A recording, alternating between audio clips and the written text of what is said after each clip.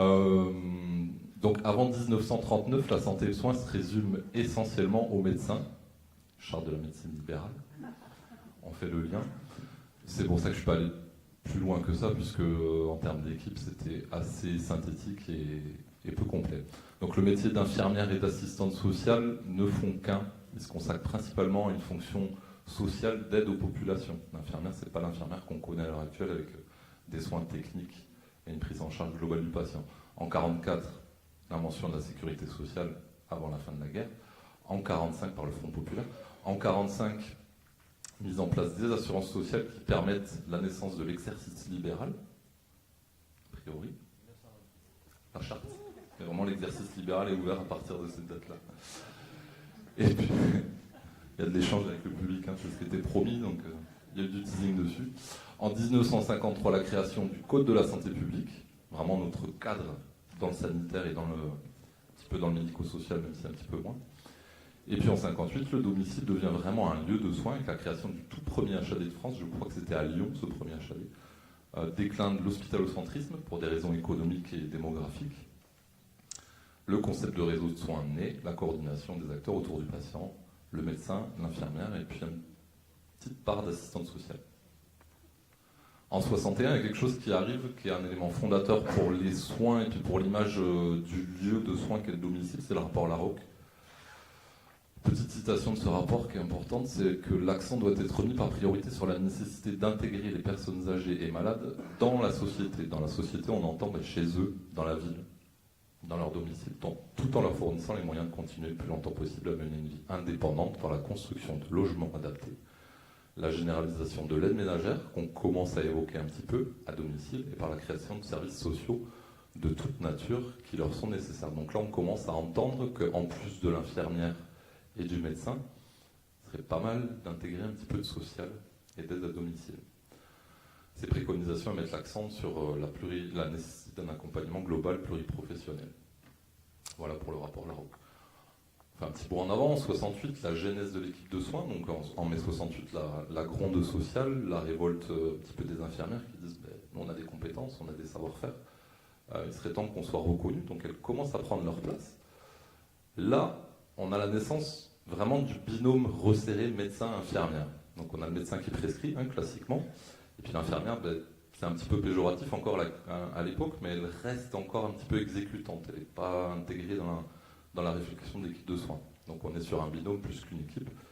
Je vous fais un petit parallèle, c'est pas une pub, c'est juste pour communiquer sur notre association.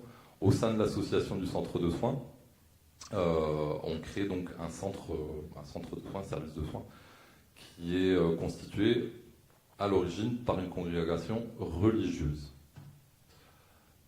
Ensuite, dans les années 70, on constate qu'il y a un petit ralentissement au niveau du développement des équipes de soins et du soin à domicile. Une sorte de statu quo, puisque les infirmières libérales qui constituaient le centre de soins du Réolais, et puis les médecins libéraux, au niveau de la démographie, il y a une dérégulation de la démographie. Du coup, il y a une sorte de facteur de concurrence qui fait que chacun reste sur son précaré, a un petit peu peur de se faire manger sa place. Et du coup, il y a une sorte de statu quo qui va durer un peu plus de 10 ans. Les années 80, l'arrivée de François Mitterrand en 81, un an plus tard, en 82, décret de création des statuts des SIAD. Les SIAD qui intègrent principalement des aides-soignants, donc là l'équipe de soins elle va s'étoffer, en plus du médecin, de l'infirmier, de l'assistant social, on va avoir des aides-soignants qui vont intégrer cette équipe. Alors pendant cette décennie, pendant les années 80, le gouvernement socialiste fait montre de beaucoup d'ambition pour le soin à domicile et pour les constitutions d'équipes de soins. Malheureusement, au niveau des moyens, comme d'habitude, malgré les ambitions, peu de moyens financiers mis en place et peu d'organisations concrètes se mettent en place, mis à part bien sûr les SIAD. Ensuite, dans les années 90, il faut attendre 96 et un changement d'orientation politique pour que les ordonnances dites Juppé sortent, avec là la création d'un statut pour les réseaux de santé. Et puis les réseaux de santé, on les connaît, on remercie d'ailleurs Escale pour l'organisation de cette soirée. Ils portent très très bien leur nom. Le but, c'est de faire une sorte de mayonnaise avec tous les ingrédients de l'équipe de soins, du maintien à domicile, intégrer tous les professionnels, les réunir, les amener à réfléchir sur leurs pratiques et puis sur leur organisation. Parallèlement, au Canada, en 1996, c'est là que naît le concept d'intégration. Je regarde Madame Georgerot, un concept qui lui est familier, l'intégration. Il arrivera bien plus tard chez nous, peut-être 15 ans plus tard. L'intégration, en fait, c'est la simplification de l'organisation de tous les services. Le millefeuille organisationnel essaie de se simplifier grâce à cette intégration. On essaie d'avoir un interlocuteur commun autour du patient, ce qui accélère et ce qui simplifie l'accès aux soins. C'est uniquement au Canada, en 1996. Dans les années 2000, on se rapproche un petit peu. La loi 2002 qui est également un élément fondateur pour tout ce qui est médico-social. L'objectif annoncé de ce taux-là, c'est la prévention des complications liées à la situation spécifique de chaque patient. Donc là, on commence à remettre le patient vraiment au centre de l'équipe de soins. Il était un petit peu objet de soins jusqu'à présent. Là, on se recentre sur lui, on essaye de l'investir un petit peu dans sa propre prise en charge, de lui donner le pouvoir. Ce qui oblige les professionnels à se structurer entre eux, puisque comme le patient maintenant il prend ses décisions et il oriente ses choix de soins, on va être obligé de s'organiser autour de lui pour répondre de façon différente. En 2001, un petit peu avant cette loi 2002,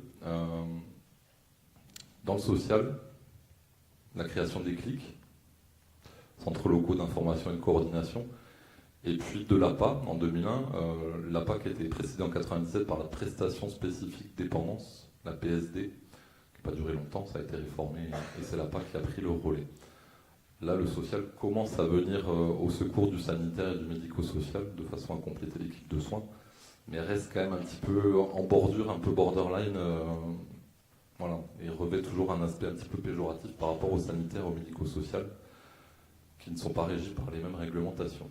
En 2002, Bernard Kouchner, qui se pose la question comment faire équipe. Qu'est-ce que ça veut dire faire équipe? Comment on fait équipe? Donc il essaie de fixer un cadre. 2 ou plusieurs professionnels de santé peuvent échanger, sauf opposition de la personne dûment avertie, des informations relatives à une personne afin d'assurer la continuité des soins ou de déterminer la meilleure prise en charge. Donc là, il y a un sens qui est donné à la notion d'équipe, c'est le partage d'informations. Et c'est vrai que à quoi ça sert de constituer une équipe? Prioritairement, c'est de parler, c'est d'échanger, c'est de discuter des situations qui posent problème. Suite à ça, en 2004, on a besoin d'outils pour partager les informations, parce qu'on peut se parler, mais quand on habite à plusieurs kilomètres les uns des autres et qu'on a un emploi du temps surchargé, c'est pas toujours évident. Ce qui va nous faciliter le travail, ce qui peut nous faciliter le travail, c'est les technologies de l'information et de la communication, les TIC. Donc c'est là que naît le DMP, la première version du DMP, dossier médical personnel à l'époque. Maintenant il devient partagé.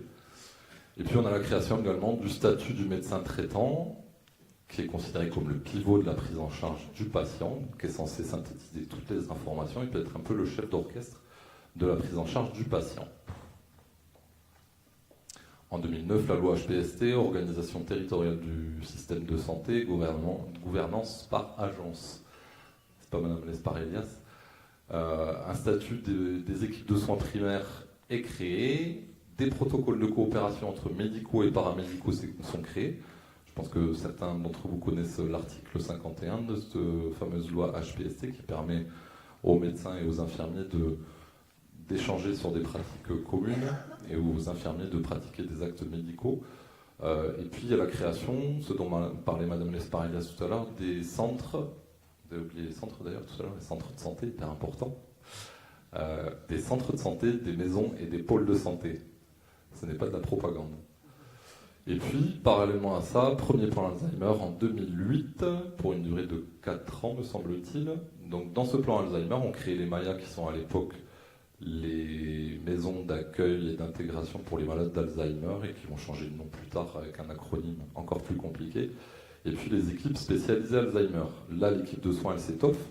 Elle va intégrer au sein des ESA et des MAIA des conseillères en économie sociale et familiale, des ergothérapeutes, des psychomotriciens. Voilà, on apporte de la compétence et de la pluralité aux équipes. Et puis plus récemment, on en a parlé tout à l'heure, la loi de modernisation du système de santé qui constate qu'on a une multitude d'acteurs qui n'interagissent pas forcément entre eux. Ils sont présents, ils gravitent autour du patient, mais ils ont du mal à se coordonner. Et puis il y a également un cloisonnement entre le sanitaire, le social et le médico-social, mais aussi entre professionnels de santé et non professionnels de santé. Donc on a d'un côté les médecins, les SIAD, les kinés, les ISEL, les réseaux, les centres de santé, les pharmaciens, et la maille qui est à mi-chemin entre les deux. Et puis de l'autre côté, sur le social, on a le CLIC, le SAD et l'assistante sociale qui sont un petit peu exclus de la communication, puisque le champ, pour le moment, on ne leur est pas ouvert à l'échange de données de santé.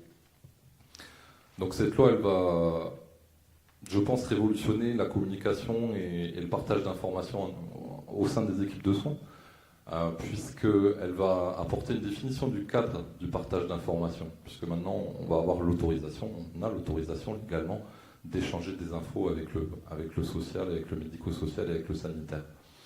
Donc on inclut dans le texte les non-professionnels de santé. Auparavant, le partage d'infos était spécifiquement dédié aux professionnels de santé. Maintenant, il est dédié aux professionnels. Le secteur social peut désormais donc être inclus. Dans cette loi, et pas uniquement dans cette loi, dans les précédentes également, et puis dans le Code de l'action sociale des familles, on crée des outils, parce que c'est bien d'avoir des volontés, mais il faut qu'il y ait des moyens techniques et organisationnels pour pouvoir faire des équipes. Donc on a parlé tout à l'heure des PTA, des communautés professionnelles de territoire de santé, des contrats de locaux de santé. Ce dont on n'a pas parlé, c'est les SPASAD, services polyvalents d'aide et de soins à domicile, qui vont fédérer du médico-social et du social. Et puis ensuite, on a les moyens de télémédecine, d'éducation thérapeutique du patient, les protocoles de coopération, les maisons et pôles de santé. Voilà, qui sont vraiment des outils et qui permettent de rassembler les professionnels autour de projets communs. Voilà, donc pour finir, je vous ferai juste un petit topo sur ce qu'est devenu l'équipe de soins du centre de soins du Réolais. Donc historiquement, service de soins infirmiers à domicile, le SIAD, infirmier aide-soignant, un centre de santé exclusivement infirmier. Un peu plus tard, en 2012, une équipe spécialisée Alzheimer composée d'ergothérapeutes, psychomotriciens et assistants de soins en gérontologie. Et puis tout récemment, moins d'un an, un service d'aide et d'accompagnement à domicile, donc le volet social avec des auxiliaires de vie, des aides à domicile, de façon à compléter intégralement cette équipe de soins. Voilà, je vous remercie. Je suis Merci désolé beaucoup. d'avoir été un peu... C'est très intéressant.